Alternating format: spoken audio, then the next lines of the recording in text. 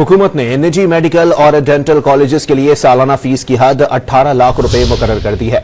इस्लामाबाद में नायब वजीर आजम इसहाक डार ने मेडिकल एजुकेशन पर कमेटी के 5वें इजलास की सदारत की। इजलास में फैसला हुआ कि निजी कॉलेजेस को PMDC को माली तफसीलात फराहम करना होगी।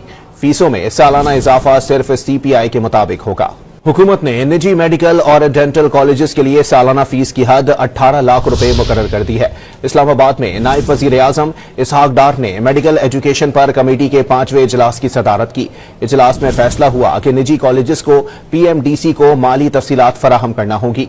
फीसों में सालाना इजाफा सिर्फ CPI के मुताबिक होगा।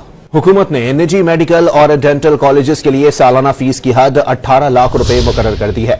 इस्लामाबाद में नायब वजीर आजम इसहाक डार ने मेडिकल एजुकेशन पर कमेटी के 5वें इजलास की सदारत की। इजलास में फैसला हुआ कि निजी कॉलेजेस को PMDC को माली तफसीलात फराहम करना होगी। फीसों में सालाना इजाफा सिर्फ CPI के मुताबिक होगा। हुकूमत ने निजी मेडिकल और डेंटल कॉलेजेस के लिए सालाना फीस की हद 18 लाख रुपए मुकर्रर कर दी है।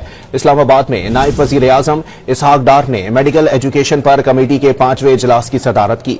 इजलास में फैसला हुआ कि निजी कॉलेजेस को PMDC को माली तफसीलात फराहम करना होगी।